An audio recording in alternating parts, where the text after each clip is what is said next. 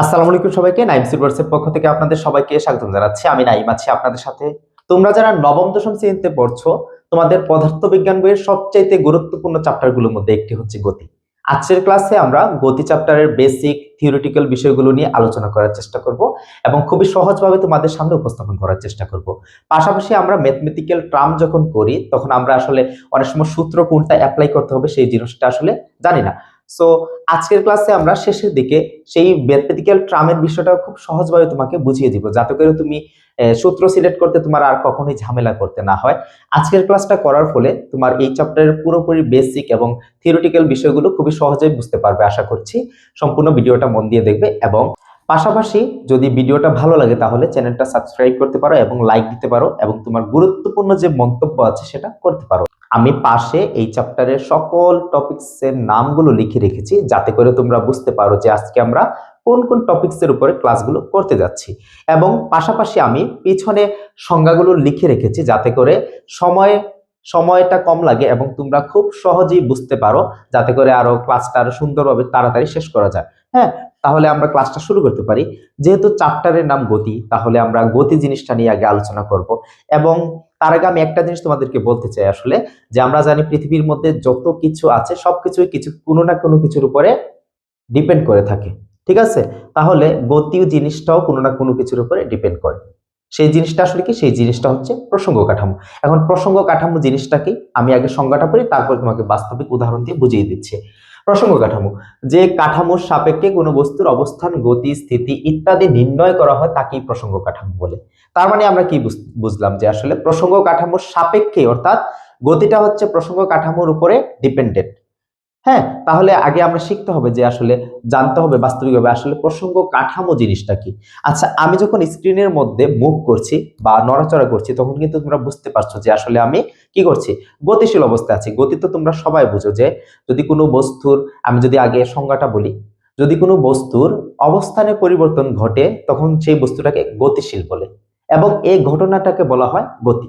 তাহলে আমি যখন তোমাদেরকে পড়াচ্ছি, যখন হালকা নড়াচড়া করছি বা এদিক দিয়ে মুভ করছি বা ওই দিক দিয়ে মুভ করছি, তখন আসলে কি হচ্ছে দেখা যাচ্ছে না আমি গতিশীল। কারণটা কিভাবে তুমি বুঝলা?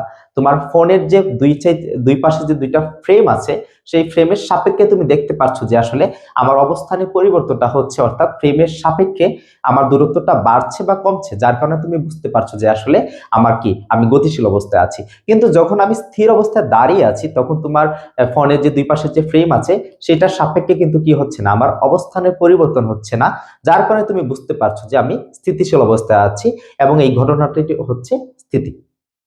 তাহলে প্রসঙ্গ কাঠামো জিনিসটা আসলে কি, যার সাপেক্ষে তুমি কোনো বস্তুর অবস্থানটাকে আসলে তুমি নির্ণয় করতেছো যে আসলে সে কি গতিশীল নাকি স্থিতিশীল। ঠিক আছে, তাহলে প্রসঙ্গ কাঠামো জিনিসটা ক্লিয়ার আশা করছি। এখন তোমাকে যদি আমি প্রশ্ন করি যে বলো তো, ধরা আমি এখন দাঁড়িয়ে আছি, ঠিক আছে, আমি এখন তো দাঁড়িয়ে আছি, বলো তো আমি এখন কি স্থির না গতিশীল? তখন তুমি বলবে অবশ্যই আমি স্থির। হ্যাঁ, কিন্তু আমি যদি বলি আমি স্থির ও গতিশীল, তাহলে কি তুমি বিশ্বাস করবে? হ্যাঁ, অবশ্যই এটাও সঠিক, তোমারটাও সঠিক, আমারটাও সঠিক। কিভাবে? আমি তো এখানে দাঁড়িয়ে আছি, ঠিক আছে, তবে আমাদের পৃথিবী তো সবসময় কি করছে, সূর্যকে চারদিক দিয়ে পরিক্রমণ করছে না বা ঘুরতেছে না? হ্যাঁ, তাহলে তো আমিও গতিশীল। তাহলে আসলে এটা ডিপেন্ড করে হচ্ছে তুমি প্রসঙ্গ কাঠামো কাকে ধরছো।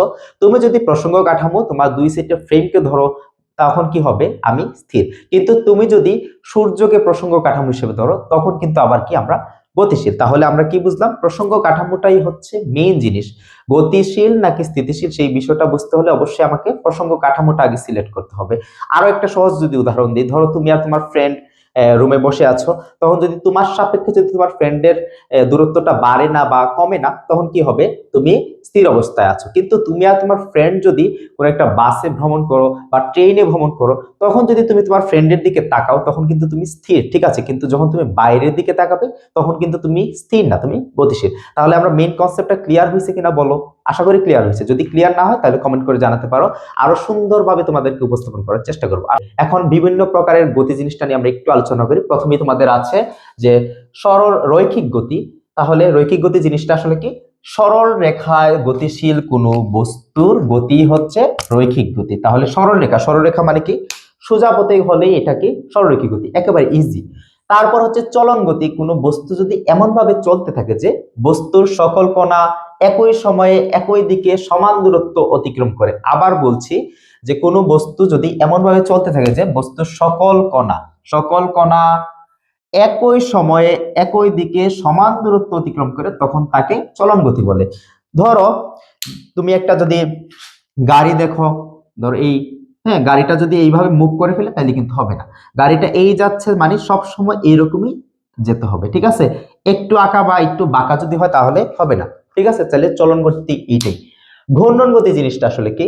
কোনো বস্তু যদি একটা নির্দিষ্ট বিন্দুর সমদূরত্ব থেকে ঘুরতে থাকে তাহলে সেটাকে ঘূর্ণন গতি বলে। যেমন ধরো আমার হাতে যে ঘড়িটা দেখতে পাচ্ছ, আসলে না না, এটা কেউ আমাকে গিফট করে নাই, আমি নিজে এটা কিনেছি। আমি বোঝাতে চাচ্ছি যে আসলে ঘড়ির যে কাঁটাগুলো আছে না, এই কাঁটাগুলো কি করে একটা বিন্দুকে কেন্দ্র করে সমান দূরত্ব ঘুরে আসে না একই সময়, মানে একই সময় পর পর একই সময়, এটা এই যার মধ্যে বলা হয় নাই আসলে, মানে সমদূরত্বে থেকে কি করে ঘুরে আসে না, তাহলে এই ঘড়ির কাঁটার যে ঘূর্ণনের যে গতিটা, এটি হচ্ছে কি ঘূর্ণন গতি। তারপর হচ্ছে কি তোমার ফ্যান আছে, ফ্যানটাও কিন্তু এক ধরনের ঘূর্ণন গতি। তাহলে আমরা বুঝতে পারলাম আসলে ঘূর্ণন গতি জিনিসটা আসলে কি। ঘূর্ণন গতি জিনিসটা হলো, ধরো এই যার মধ্যে একটা বিন্দু আছে, এই বিন্দুটাকে কেন্দ্র করে ধরো ঘুরতেছে এইভাবে ঘুরতেছে, ঠিক আছে, একই দূরত্বে রেখে ঘুরতেছে, তাহলে সেটাকে বলা হয় ঘূর্ণন গতি। এখন আমরা শিখবো পর্যাবৃত্ত গতি জিনিসটা আসলে কি। কোনো গতিশীল বস্তু যদি একটি নির্দিষ্ট সময় পর পর কি করে একটি নির্দিষ্ট বিন্দু দিয়ে একই দিকে একইভাবে অতিক্রম করে, একই দিকে একই রকম ভাবে অতিক্রম করে। এই যে ঘড়িটা যে আমি উদাহরণ দিলাম, ঘড়িও হতে পারে, তারপর হচ্ছে কি তোমার যে পাখা বা ফ্যান যে বুঝালাম, সেই উদাহরণটাও কিন্তু পর্যাবৃত্ত গতির ক্ষেত্রে হতে পারে। কিন্তু শুধু যে এই দুইটাই হবে এরকম বিষয় না, কিন্তু আমাদের ক্ষেত্রে দেখা যাচ্ছে, ধরো একটা বিন্দু এইরকম আমি লিখলাম, ধরো একটা সাইকেল, ধরো এটা হচ্ছে মেইন পয়েন্ট, এদিক দিয়ে গিয়ে এদিকে আবার আসলো, আবার এদিকে গিয়ে আবার এদিকে আসলো। এই যে এই অবস্থান থেকে গিয়ে যে আবার এই জায়গায় আসছে, আবার এই অবস্থান থেকে যে গিয়ে এই জায়গায় যখন আসছে, তখন এটাকে বলা হয় আসলে কি কি পর্যাবৃত্ত গতি, ঠিক আছে? তাহলে পর্যাবৃত্ত গতিটা যে শুধুমাত্র গোল হতে হবে বা বৃত্তাকার হতে হবে বা পরিবৃত্তাকার হতে হবে এরকম বিষয়টা না। সেটা হচ্ছে কি, আমাদের সংজ্ঞাটা হচ্ছে কি, একই সময় পর পর নির্দিষ্ট সময় পর পর একই দিক হতে কি করতে হবে ভাইয়া, তোমার অতিক্রম করতে হবে। তাহলে তারপরে আছে তোমার স্পন্দন গতি। পর্যাবৃত্ত গতি সম্পন্ন কোনো কণা যদি এমন ভাবে গতিশীল থাকে যে তার পর্যায়কালের অর্ধেক সময় একদিকে এবং বাকি অর্ধেক সময় একই পথে বিপরীত দিকে চলে, তখন তাকে কি বলে, স্পন্দন গতি বলে। অর্থাৎ স্পন্দন গতি হচ্ছে এক ধরনের বিশেষ পর্যাবৃত্ত গতি, যার ক্ষেত্রে দেখা যায় যে আসলে আমাদের পর্যাবৃত্ত গতিটার ক্ষেত্রে হচ্ছে গিয়ে, আমি যখন ফ্যানটা করলাম, ধরো এটা সবচেয়ে একটা ভালো উদাহরণ হচ্ছে দোলনা। দোলনা, এই ধরো যখন সে ধরো এই জায়গায় গেছে, হ্যাঁ, তখন তার পর্যায়কালের অর্ধেক সময়, তারপরে বাকি অর্ধেক সময় যদি এই জায়গায় চলে, বাকি অর্ধেক সময় ধরো আবার অর্ধেক সময় এইদিকে, অর্ধেক সময় যদি এইদিকে চলে, অর্ধেক সময় এইদিকে, অর্ধেক সময় যদি এইদিকে চলে, তাহলে কি হবে, সেটাকে সরল স্পন্দন গতি নামে পরিচিত। ঠিক আছে? তাহলে এই সংজ্ঞাগুলা ভালোভাবে ক্লিয়ার কিনা বলো? আমি আরেকবার বলছি। আরেকবার কি, সরলরৈখিক গতিটা হচ্ছে সরলরেখার যে গতিটা চলতে থাকে সেটাকে সরলরৈখিক গতি বলে। চলন গতিটা হচ্ছে এমন ভাবে বস্তুটা চলবে যাতে করে তার সকল কণার মুভমেন্ট একই দিকে থাকবে, ঠিক আছে? তারপর হচ্ছে ঘূর্ণন গতি। ঘূর্ণন গতিটা হচ্ছে তোমার ফ্যানটা দিয়ে তুমি মনে রাখতে পারো, অথবা ঘড়ির কাঁটা দিয়ে মনে রাখতে পারো, যে একটা নির্দিষ্ট বিন্দুকে কেন্দ্র করে সমান দূরত্বে সবসময় কি করতে থাকবে ভাইয়া, ঘুরতে থাকবে, ঠিক আছে? তারপর হচ্ছে কি তোমার পর্যায়বৃত্ত গতি জিনিসটা আসলে কি। পর্যায়বৃত্ত জিনিসটা তো আমরা বুঝলাম যে একটা নির্দিষ্ট দিক হতে একই সময় পর পর বারবার কি করবে, অতিক্রম করবে। এবং লাস্ট হচ্ছে গিয়ে তোমার সরল স্পন্দন গতি। সরল স্পন্দন গতিটা হচ্ছে গিয়ে তার, সরল স্পন্দন গতি এক ধরনের পর্যাবৃত্ত গতি। সেটা কি করে, তার পর্যায়কালের অর্ধেক সময় এদিকে, বাকি অর্ধেক সময় একই পথে বিপরীত দিকে চলে, সেটাকে সরল স্পন্দন গতি বলে। আশা করি বিভিন্ন প্রকার গতি তোমাদের খুবই সহজে মনে থাকবে। এখন আমরা শিখবো স্কেলার রাশি ও ভেক্টর রাশি জিনিসটা আসলে কি। ঠিক আছে? স্কেলার রাশির ক্ষেত্রে তোমার হচ্ছে গিয়ে স্কেলার রাশি স্কেলার রাশির ক্ষেত্রে স্কেলার রাশিকে প্রমাণ করতে হলে বা প্রকাশ করতে হলে শুধু মানের প্রয়োজন। আর ভেক্টর রাশিকে প্রকাশ করতে হলে মান এবং দিক উভয় প্রয়োজন। তাহলে আমরা এইভাবে বলতে পারি সংজ্ঞাটা আসলে, যে রাশিকে প্রকাশ করার জন্য বা যে রাশিকে সম্পূর্ণরূপে প্রকাশ করার জন্য শুধুমাত্র মানে প্রয়োজন হয় তাকে স্কেলার রাশি বলে, এবং যে রাশিকে সম্পূর্ণভাবে প্রকাশ করতে হলে মান এবং দিক উভয় প্রয়োজন হয় তাকে ভেক্টর রাশি বলে। স্কেলার ক্ষেত্রে যদি আমি উদাহরণ দিই, বাস্তবিক উদাহরণ, সেক্ষেত্রে হচ্ছে গিয়ে ধরো তোমার বয়স বয়স হতে পারে, উচ্চতা, তারপরে হচ্ছে গিয়ে তোমার ভর, এইগুলা। হ্যাঁ, আর ভেক্টর রাশির ক্ষেত্রে তোমার সরণ, বল ইত্যাদি হতে পারে। এখন আমি যদি তোমাকে প্রশ্ন করি যে আসলে তোমার বয়স কত, তুমি বললা ধরো তোমার বয়স 20। আচ্ছা, আমি কি তোমাকে জিজ্ঞেস করব তোমার কোন দিক দিয়ে 20 বা কোন দিক দিয়ে 20 বছর, বা আমি যদি জিজ্ঞেস করি তোমার উচ্চতা কত, তুমি বললা 5.5 ফিট, আমি কি জিজ্ঞেস করব কোন দিক দিয়ে তুমি 5.5 ফিট? এটা তো কখনোই জিজ্ঞেস করবো না আসলে। কিন্তু সরণ জিনিসটা হচ্ছে কি তোমার কি, সরণ ভেক্টর রাশি। সরণ যদি আমি তোমাকে জিজ্ঞেস করি যে সরণ কতটুকু, তুমি বললা 1 কিলোমিটার, সরণটা একটা নির্দিষ্ট দিক লাগবে, দিক ছাড়া হবে না। আমরা একটু পরে সরণ এবং দূরত্ব যখন শিখবো তখন তোমরা সহজে বুঝে ফেলবা যে আসলে সরণটা কেন ভেক্টর রাশি। হ্যাঁ, আশা করি স্কেলার ও ভেক্টর রাশি তোমরা পারবে। যেইটাই তোমার পরীক্ষা আসবে তুমি নিজেকে নিজে প্রশ্ন করবা যে আসলে এটা কি মান দিয়ে শুধু প্রমাণ করা যায় নাকি দিকও প্রয়োজন আছে। ঠিক আছে, এখন আমরা শিখবো দূরত্ব। তাইলে দূরত্ব এবং সরণ। দূরত্ব, ধরো তোমার বাড়ি এই জায়গায়, আমার বাড়ি এই জায়গায়। ঠিক আছে, ধরো তুমি আমার বাড়িতে আসার রাস্তা হচ্ছে এইটা। হ্যাঁ, আমার বাড়িতে রাস্তা হচ্ছে এটা। এই যে তুমি পথটা অতিক্রম করলা না, এটাই হচ্ছে দূরত্ব। মানে পারিপার্শ্বিকের সাপেক্ষে যদি কোনো বস্তুর অবস্থানের পরিবর্তন হয় বা অবস্থানের পরিবর্তন করে যে পথ অতিক্রম করে, তাকে দূরত্ব বলে। ঠিক আছে, এখন তোমার মাথায় ধরো ভূত চাপছে, বা তোমার মাথা ধরো মনে করলা যে না, আমি স্যারের বাসায় রাস্তা দিয়ে যাব না, আমি সোজা যাব, মাঝখানে যা ইচ্ছা তাই পড়ুক, আমি সোজা যাব। এই যে তুমি সোজা আসছো আমার বাসায়, এটাই হচ্ছে সরণ। যে পথটা অতিক্রম করলা না সোজা, এটাই হচ্ছে সরণ। তাহলে নির্দিষ্ট দিকে কোনো বস্তুর অবস্থানের পরিবর্তন বা নির্দিষ্ট দিকে যদি কোনো বস্তু কোনো পথ অতিক্রম করে, সেটা কি বলা হয় আসলে সরণ। তাহলে সরণ জিনিসটা কি, সরণ হচ্ছে আড়াআড়ি দূরত্ব বা সর্বনিম্ন দূরত্ব এবং সোজা। আর দূরত্বর ক্ষেত্রে তোমার হচ্ছে গিয়ে কি আবার, ঠিক আছে, আবার ধরো এটা কিন্তু দূরত্ব হয়, এটাও কিন্তু দূরত্ব, এটা শুধু দূরত্ব। হ্যাঁ, এইটা সরণ, পাশাপাশি এটা দূরত্ব, কিন্তু এটা সরণের পাশাপাশি দূরত্ব। এইটা দূরত্ব। ধরো এখন বলবা এটা তাইলে তো দূরত্ব কিভাবে হলো, ধরো আমার বাসায় আসার রাস্তা একটাই, তাহলে কি এটা দূরত্ব হবে না? এটা দূরত্ব, সরণ। হ্যাঁ, তাহলে যে কোনো পথ অতিক্রম করা কি দূরত্ব বলে। হ্যাঁ, আর সরণের ক্ষেত্রে হতে হবে সোজা বা সরলরৈখিক হতে হবে। তাহলে দূরত্ব এবং সরণ বুঝছো কিনা বলো, আশা করি বুঝতে পারছো। এখন আমরা শিখবো দ্রুতি এবং বেগ। সময়ের সাপেক্ষে কোনো বস্তুর পরিবর্তনের হার কি বলা হয়? দ্রুতি। এবং নির্দিষ্ট দিকে কোনো বস্তুর অবস্থানের পরিবর্তনের হারকে বেগ বলা হয়। তাহলে দ্রুতি জিনিসটার সূত্রটা যদি আমরা লিখি, দ্রুতিকে ভি দ্বারা প্রকাশ করা হয়, V is equal to D by T. এটা হচ্ছে কি সূত্র। ডি মানে দূরত্ব, টি মানে কি সময়। আর বেগের ক্ষেত্রে হচ্ছে গিয়ে বেগকে ভি দ্বারা প্রকাশ করা হয়, এটার ক্ষেত্রে সরণ ভাগ সময়। নির্দিষ্ট দিকে যেহেতু বোঝাচ্ছে তাহলে সরণ হবে অবশ্যই। তাহলে দ্রুতি আর বেগ জিনিসটা হচ্ছে, বেগের সূত্রটা হচ্ছে V is equal to D by T এবং বেগের সূত্রটা হচ্ছে এস বাই টি। ঠিক আছে, তাহলে এখন আমরা পরের টপিকসে যেতে পারি। তাহলে পরের টপিকসটা কি? পরের টপিকসটা হচ্ছে তোমার ত্বরণ এবং মন্দন। তাহলে ত্বরণ জিনিসটা আসলে কি?